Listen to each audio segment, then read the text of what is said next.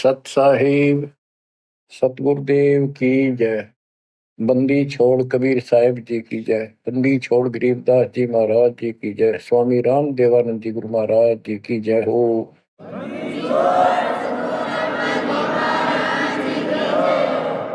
सर्व संतों की जय, सर्व भक्तों की जय, धर्मी पुरुषों की जय।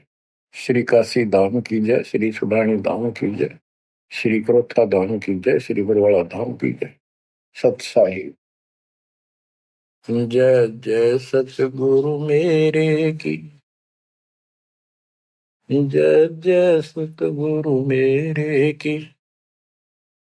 सदा साहेबी सुख से बसियो अमरपुरी के डेरे की। जय जय सतगुरु मेरे की जय जय सतगुरु मेरे की। सदा साहेबी सुख से बसियो सत्यलोक के डेरे की। सदा साहेबी सुख से बसियो सत्यलोक के डेरे की। निर्विकार निर्भय तू ही और सकल बेमान। जी साधो और सकल बेमान। सब पर तेरी साहिबी सब पर तेरी साहिबी। तुझ पर साहिब ना निर्विकार निर्भय। बच्चों, परमपिता परमात्मा कबीर जी की असीम रजा से आज आप अपने घर की जानकारी प्राप्त कर पाए हो। ये सामान्य बात नहीं है जो दास आपको बता रहा है, क्योंकि आपने कभी सुनी नहीं थी। ये बातें कहीं स्वप्न भी नहीं था कि ऐसा भी कुछ है। जब तक इस गंदे लोक में हम जिसको सुख मान रहे हैं,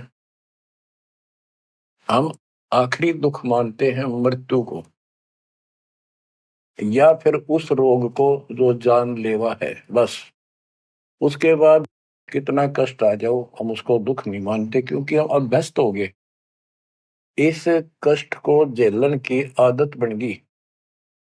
टांग कट जा, हाथ कट जा, टूट जा, फिर भी हम जीने की आशा करते। और बात भी सही है, वे क्यों तो जन्म हुआ था, फिर मृत्यु क्यों हो रही है। हम और सब कष्ट को स्वीकार करने के तैयार हैं, लेकिन मौत अच्छी ना लगती। हाँ, मौत को जब सरेंडर करते मौत के लिए, जब कति महादुखी हो जा, शरीर कति नष्ट हो न हो, कंडम हो जा, उठा जाना बैठा जा, सांस भी साबित ना हो। हम स्वयं जब मानते हैं ये भगवान इसका अच्छा तो मर जावा, वो तो है ही, मरना तो है ही, मरे भीगा। लेकिन मरने के बाद कौन सा सुख होगा।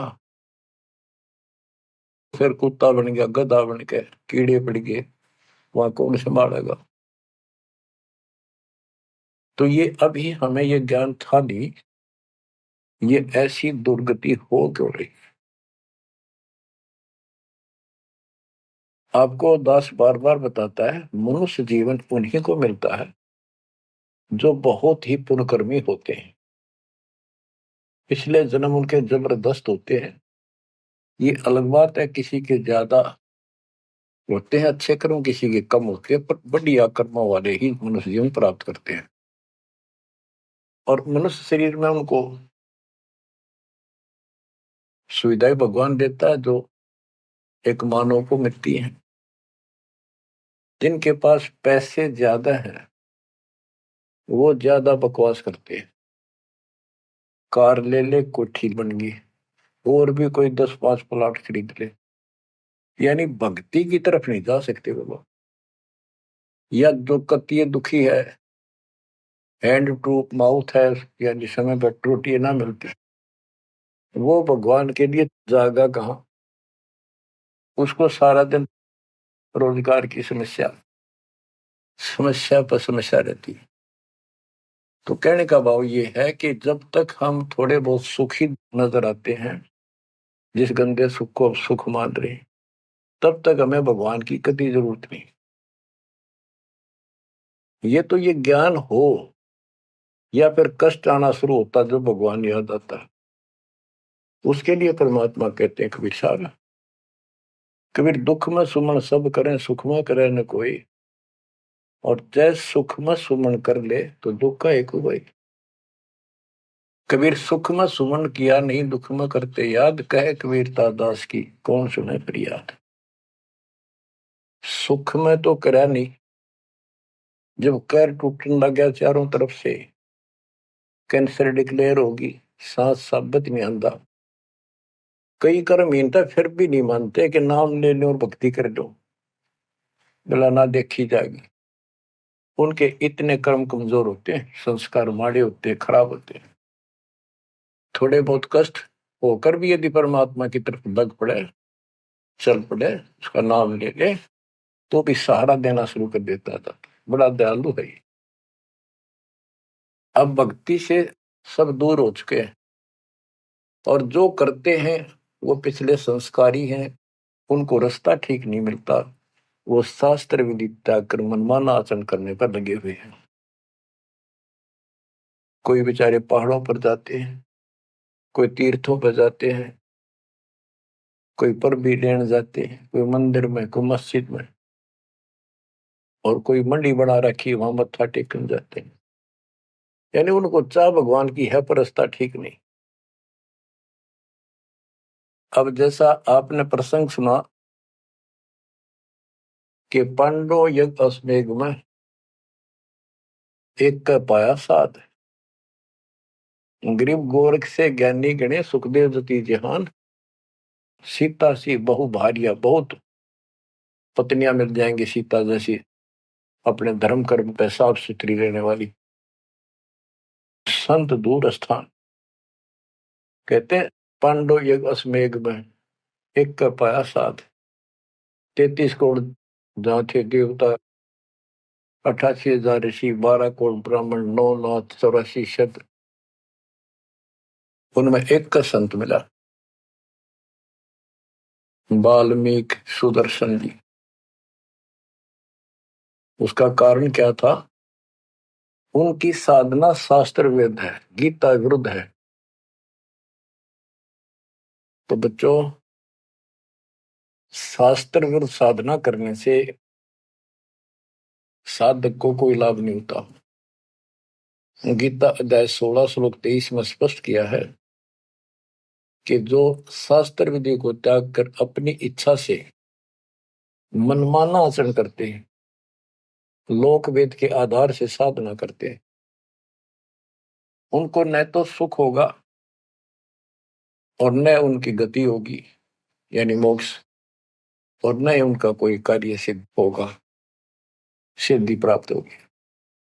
इन तीन वस्तुओं के लिए, तीन पदार्थ के लिए हम भक्ति करते हैं। घर में सुख हो, शरीर में सुख हो, कार्य सिद्ध हो, ऐसी भक्ति करें कि जिसे सिद्धि प्राप्त हो, जिसके सहारे हम ऊपर जाएं। जैसे सुखदेव के पास एक आकाश में उड़ जाने की सिद्धि थी, और हमारे परमात्मा कहते हैं जो हम भक्ति दे रहे हैं इसमें 24 सिद्धि आ जाएंगे। इन 24 की 24 को भी कहीं यूज नहीं करना, उसका प्रयोग नहीं करना। ये उनमें एक सिद्धि आकाश से उड़ जाने की भी होगी। एक सिद्धि आकाश से उड़ जाई, एक सिद्धि जल पैर न लाई,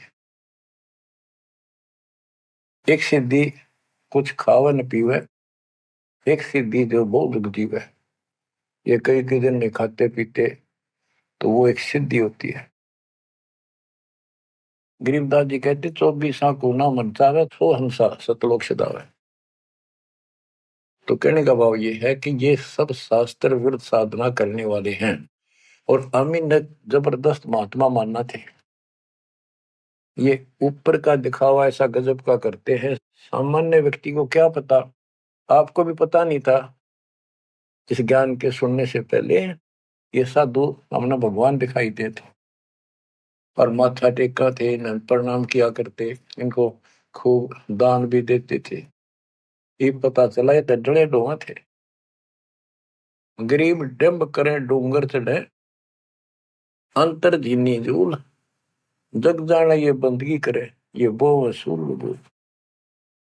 ऊंचे से स्थान पर बैठते हैं ताकि दूर तो दिखे कि महात्मा तपस्या करे हैं,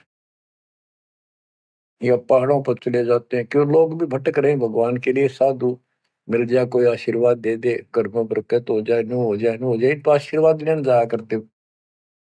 और वो जंगलों में साधुओं ने ढूंढा करते, तो वो छोटा मोटा आशीर्वाद दे भी देंगे, थोड़ी बहुत राहत मिल भी गई तो मोक्ष तैनो का नो रह गया।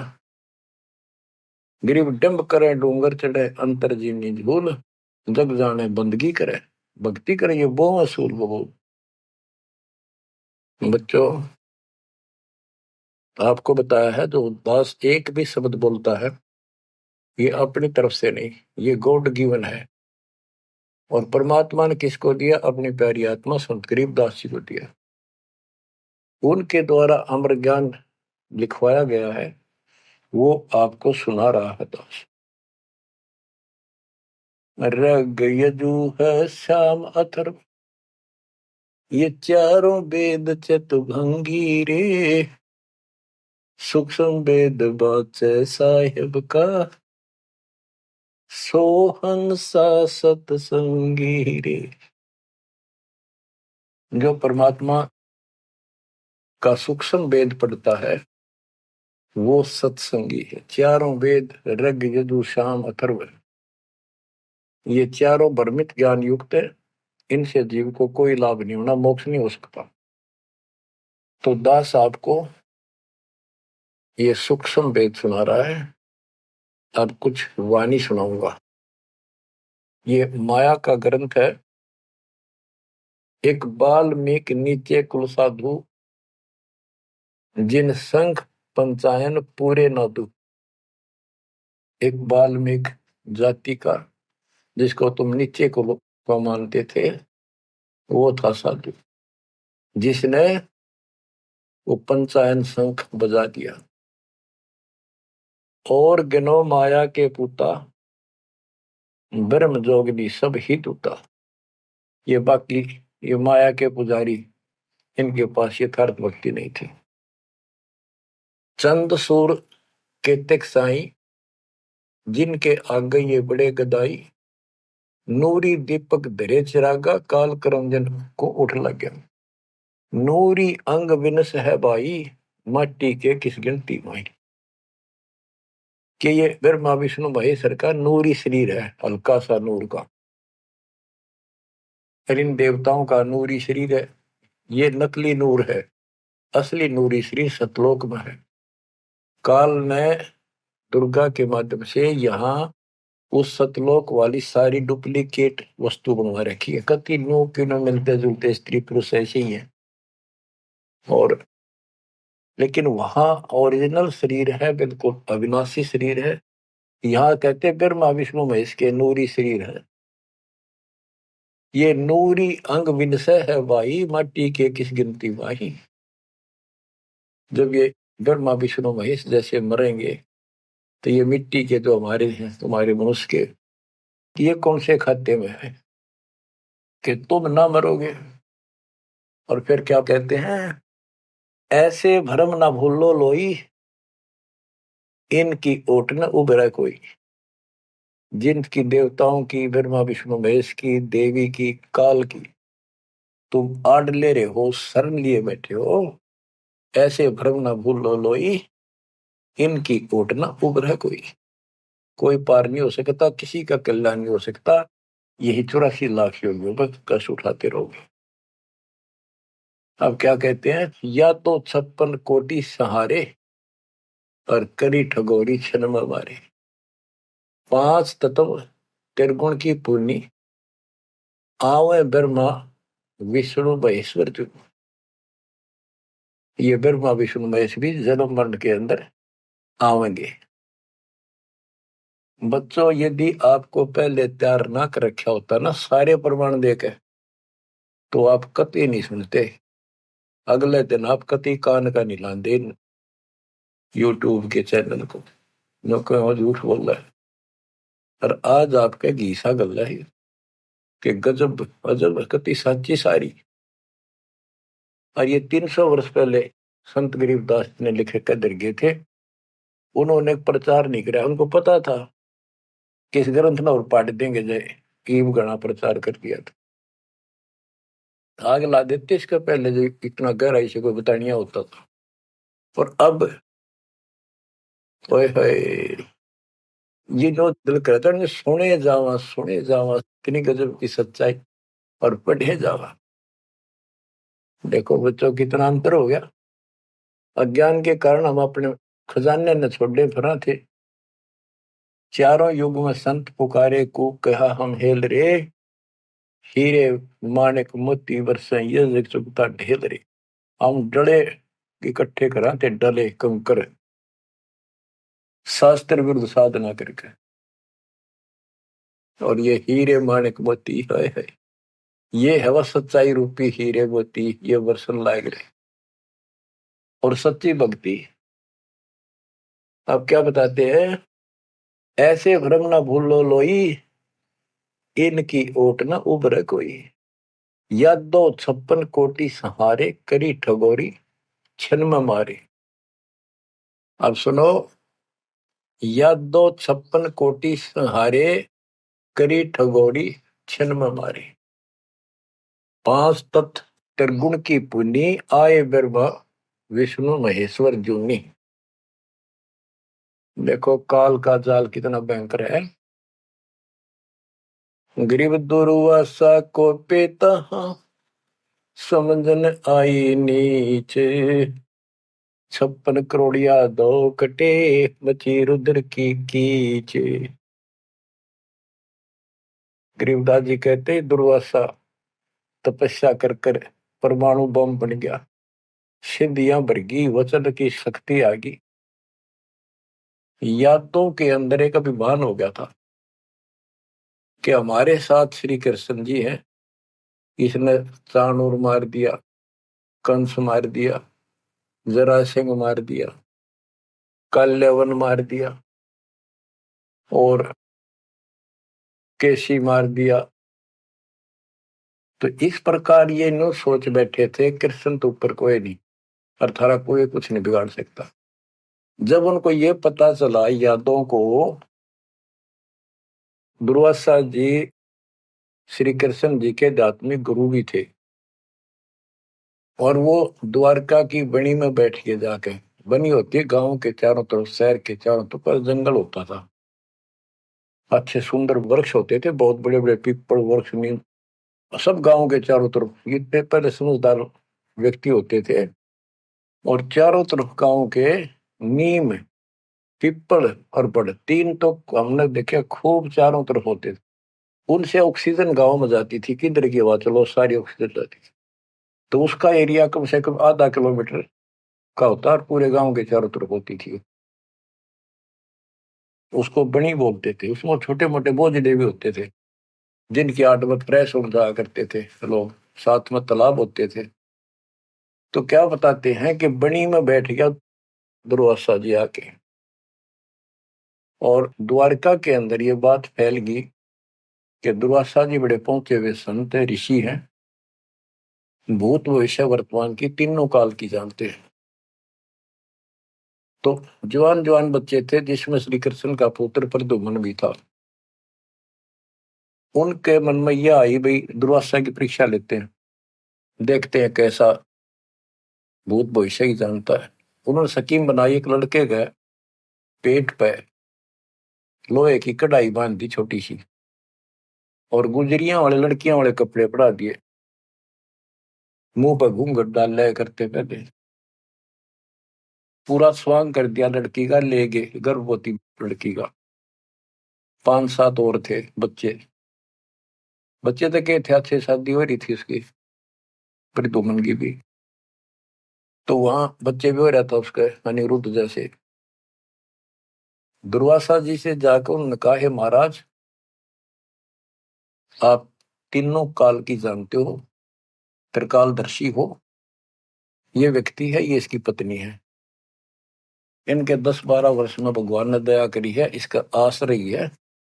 और ये उतावले हो रहे हैं, ये पूछ लो भाई, बेटा होगा कि बेटी। दुर्वासा ने देखा दिव्य था, गुस्सा में होगा, लाला कर ली, अगे तो मजाक करते तेरा। तो गुस्से में आगे कहने लगा, या दो कुल का नाश होगा इससे, जो गर्भ है इससे। इस बात से जब गुस्सा हुआ तो भाग गए बच्चे। सारी नगरी में बात फैल गई कि बच्चों ने मजाक कर दिया और दुर्वासा ने श्राप दे दिया यादव कुल का नाश होने का। तो उनको पता था, नगरी वालों को, श्री कृष्ण जी हमारे सिर पर कौन क्या बिगाड़ सकता है। फिर भी दुर्वासा का डर भी घना था, इसलिए श्री कृष्ण जी के पास गए और सारी बात बताई कि भगवान, बच्चा ने मजाक कर दिया, गलती तो है इनकी, और दुर्वासा जी ने श्राप दे दिया, समाधान बताओ।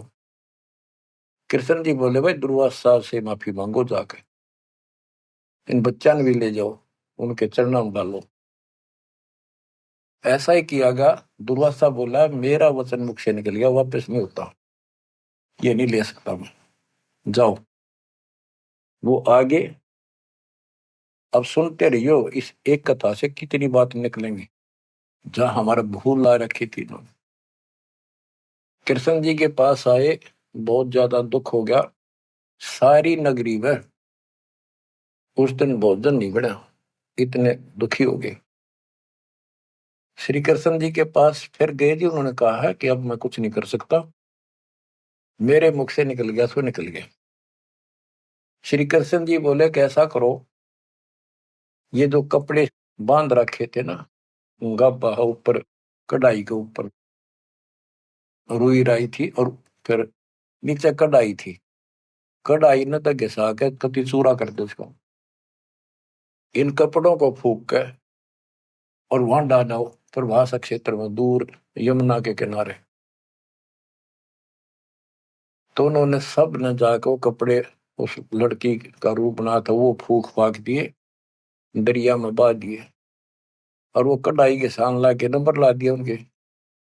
सारा दिन लगे रहे, पत्थर पे घिसाएंगे, वो चूरा वही पडारा किनारे बजाता रहा। एक कड़ा किसी को दे दिया, भैया तेरी ड्यूटी कई दिन में घिसा, कड़े जो पकड़न के होते हैं ना कढ़ाई के, वो और तो घिसा दिया। वो एक कड़ा उस आलसी पर घिसा को नहीं, थोड़ा बहुत घिसा, वो बहुत सारा रह गया, उसने नौका ने फेंक दिया।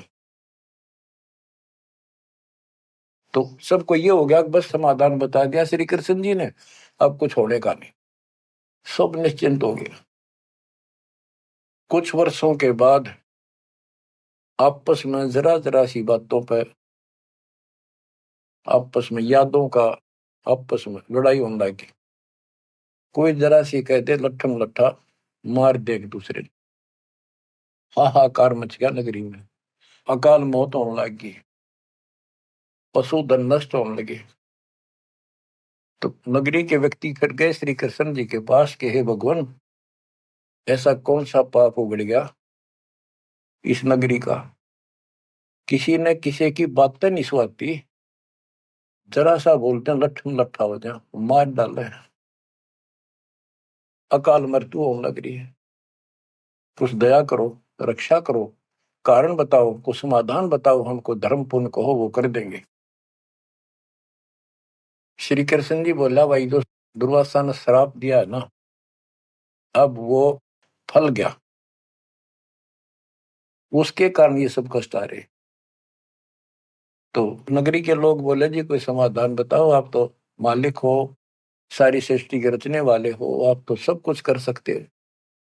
कृष्ण जी बोले, ऐसा करो, सारे नर यादव, छोटे छोटे बच्चे, नवजात लड़का भी हो ना, नर, ओनली मेल, सबको ले जाओ प्रभास क्षेत्र में, यमुना में स्नान करो, स्नान करने से तुम्हारा ये दुर्वासा वाला श्राप खत्म हो जाएगा।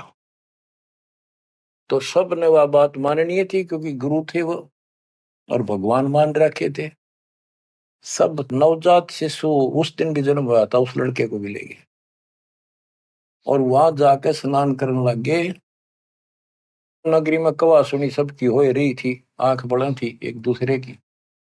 और जो कढ़ाई का चूर्ण, लोहे का चूर्ण बना कर डाला था, उसके एक घास उग गया तीखे पत्तों वाला, जैसे डाब होती है कुछ कुसकुसा जैसा, लंबा लंबा पठेरा सा सर जैसे, और इतने तीखे जैसे हम कई बार खेतों में ईख होता ना, ईख के पत्ते बहुत तीखे होते हैं, जरा सी सावधानी ना बरते तो हाथ में काट देते, वो उंगली में पूरा निशान बना देते थे।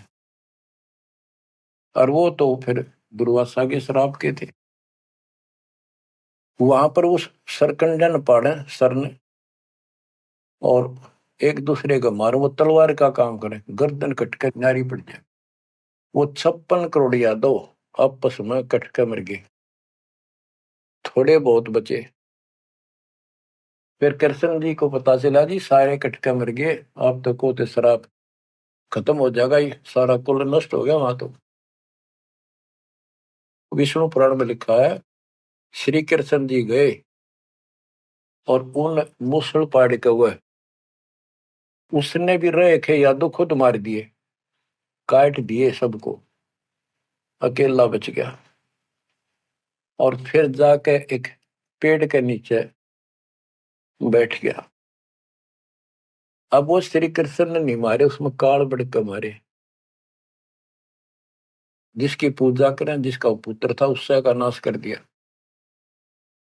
फिर क्या बताते हैं, जो बाली मारा था श्री रामचंद्र जी ने एक वृक्ष की ओट लेकर, बाली को मार के सुग्रीव को राज दिया। सुग्रीव ने फिर रामचंद्र जी की हेल्प करी लंका पर युद्ध करने के लिए। वो बाली उसने मारा था धोखा करके, आमने सामने श्री रामचंद्र जी लड़ नहीं सका, उसमें इतनी ताकत थी, 50% पावर खींच लेता था बाली। इसलिए वृक्ष की ओट लेकर सुग्रीव ने बता दिया उसके भाई ने, वृक्ष की ओट लेकर मार सकते हो, वैसे नहीं सामने नाड़ा। वृक्ष की ओट लेकर थोड़ा सा मुंह काटा, तीर ठोक दे। जब 7-8 तीर मारे, जब वो मरा था।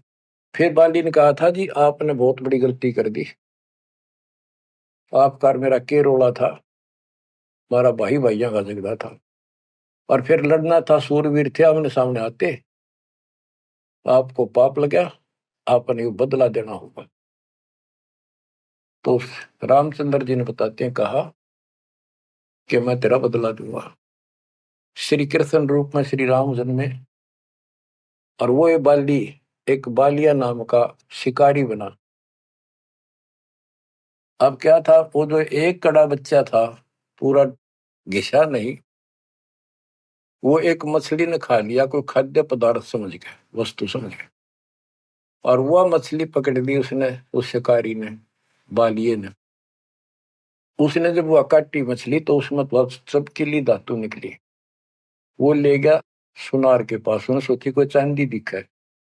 सुनार बोला लोहा बहुत गजब का है, चांदी नहीं है। लोहार के पास ले गया, लोहार से कहा कि इसका यू तीर बना दे मेरा, जहर में बुझा के, तो इसको विशेष रखूंगा, अलग से कोई भयंकर जानवर आ गया, शेर शार, तो उसको मार दूंगा अपने जीवन रक्षा के लिए। तो उसने वो तीर बनवा लिया उस कड़े का, जहर में बुझवा कर, पॉइजन युक्त करवा लिया। वो बालिया नाम का शिकारी सारे दिन से भटक रहा था, उसको शिकार नहीं मिला।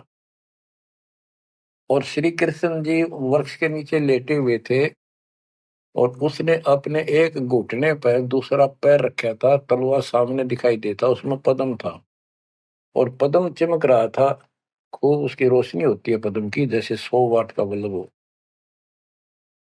अब शिकारी ने देखा उस झुरमुट टहनी नीचे तक टिकी हुई थी वृक्ष की, तो अच्छी खासी बढ़िया सी छाया थी, आराम से वो लेटा हुआ था गर्मी से बचाव के लिए। तो उसने दूर से देखा कि मृग बैठा है, हिरण की आंख चमका है, इधर से जाऊंगा तो ये भाग जाएगा, सारा दिन का कोई शिकार मिला नहीं है, खाली जाऊंगा तो फिर खाऊंगा क्या। उसने वहीं से वो विषाक्त तीर मार दिया, पॉइजन युक्त, जहर से बुझा हुआ तीर चला दिया, तो पैर में लग गया आके सीधा उस निशाने पे, पदम के पास। कृष्ण जी पीड़ा के कारण कर रहे, मर गया रे, मार दिया रे, किसने मार दिया? तो वो शिकारी घबरा गए, तो आदमी मर गया। जल्दी जल्दी चलकर देखा तो ये तो कृष्ण जी है, द्वारकाधीश, सिर पर मुकुट है। तो उसने हाथ जोड़ के माफी मांगी, हे राजन, मेरे से धोखा हो गया, और मैंने सोचा कि आपके पैर में कोई चमकीला वस्तु लगी है, पदार्थ। मैंने सोचा ये मर्ग की आंख से, और यूं तो जहर से बुझा हुआ तीर था। मालिक, बच्चों को भी माफ कर दो। श्री कृष्ण बोले, भाई कोई बात नहीं, यूं तेरा मैंने बदला दे दिया, तेरा दोष नहीं है, ये होना ऐसे ही था, पूर्व निर्धारित था। तो बादिया बोला, हे भगवान, आप राजा और मैं एक निर्धन व्यक्ति, जंगल में भटकने वाला, आपका और मेरा के हिसाब किताब, क्या बदला हो सकता है? तब श्री कृष्ण जी कहते, भाई तू बाली था, बड़ा बलवान था, सुग्रीव का भाई था, और मैं रामचंद्र रूप में अपनी पत्नी की खोज में भटक रहा था, और तेने अपने भाई को दुखी कर रखा था। उसने मेरे से वायदा किया, सुग्रीव ने, तेरी मदद कर दूंगा, मेरे भाई तो मेरा राज दिला दे। तने सीधे हाथों दिया नहीं तो युद्ध करना पड़ा, वृक्ष की ओट लेकर मैंने तू मारा, वैसे नहीं मार सकता था, वो मेरे से गलती बनी थी, धोखे से मारा तेरे, आज तूने भी मुझे धोखे से मार दिया, मैंने अपना बदला दे दिया, अब तू जा, और हो सके तो पांडवों को बता दे जाके, मेरे रिश्तेदारों को, कि ऐसे ऐसे हो गया, सारा यादव को लड़का मर गया, श्री कृष्ण भी अंतिम सांस गिराए। इतने में कुदरती सारा खेल काल का, वो कुदरती आगे पांचों पांडव कुशल मंगल पूछने के लिए रिश्तेदारों में यहाँ जाते रहते हैं। पता चला नगरी सारी कटका मरी पड़ी है, इधर उधर खोजा, उस बालिए ने बता दिया, उस पार दिन शिकारी ने बता दिया, आप किसने खोज रहे हो, कौन हो? वो बोले, हम पांडव हैं, श्री कृष्ण के हम रिश्तेदार हैं, और ये तो नाश हो गया, श्री कृष्ण जी भी ना पाया।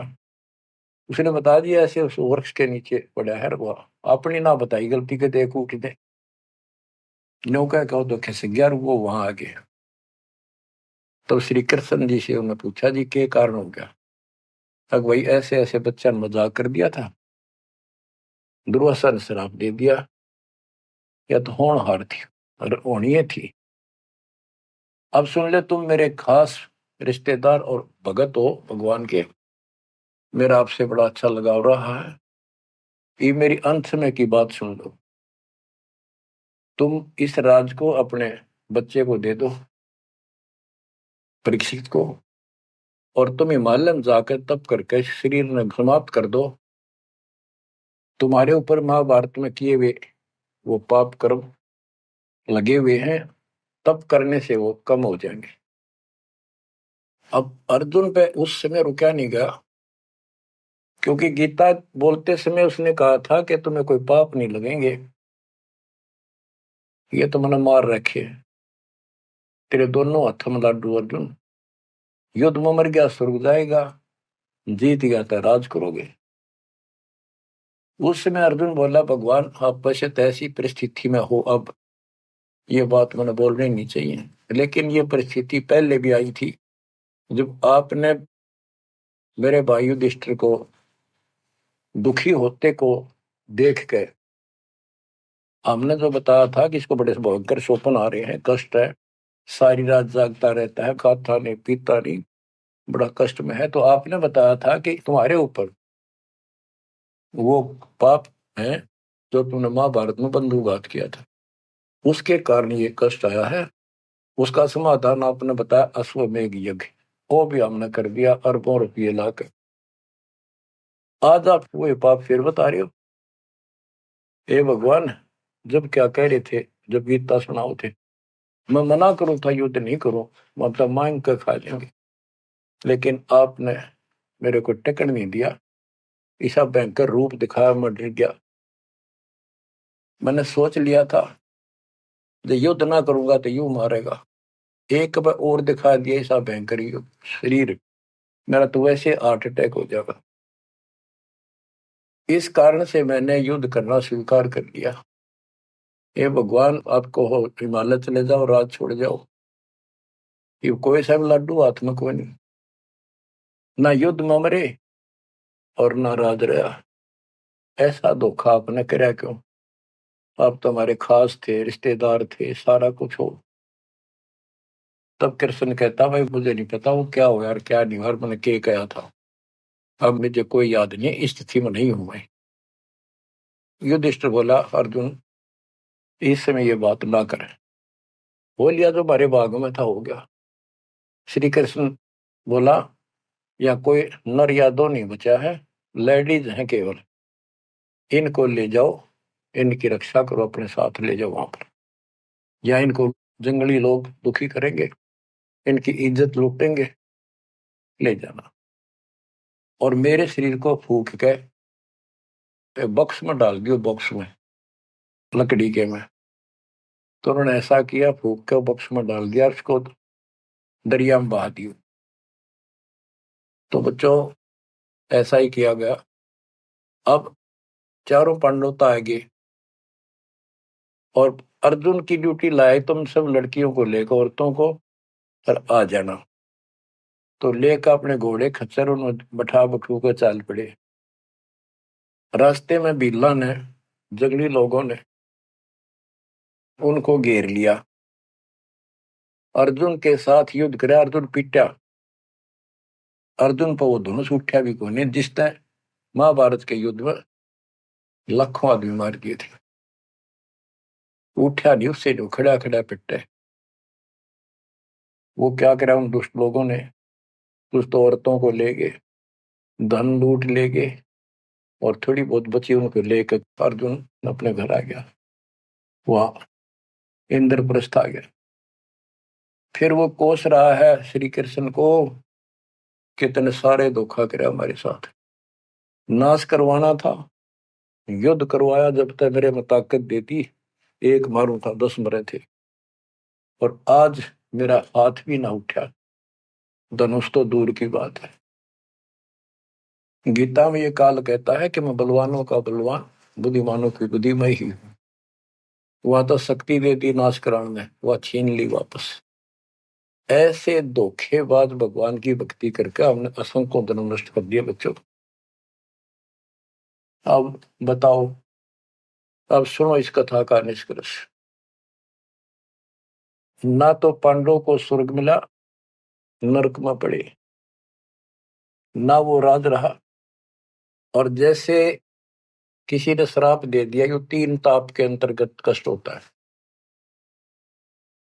वो 3 ताप का कष्ट भी श्री कृष्ण जी से समाधान नहीं हुआ। पहले कह दिया कि इसको घिसा के सारे कढ़ाई को, कपड़ों को फूक कर उस चूरे को जमुना में डाल दो, तुम्हें ये दुख नहीं होगा, दुर्वासा का श्राप कष्ट नहीं देगा। वो सारा कर दिया।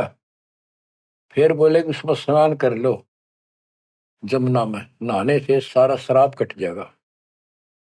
वो बेचारे नहा भी लिए, वो श्राप तो कटा कोई ना, वो कट कर मर गए।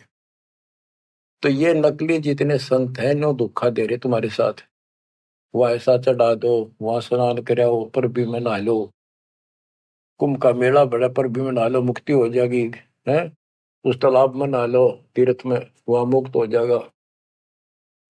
ये नो विरान मट्टी करे, कुछ होना जाना नहीं।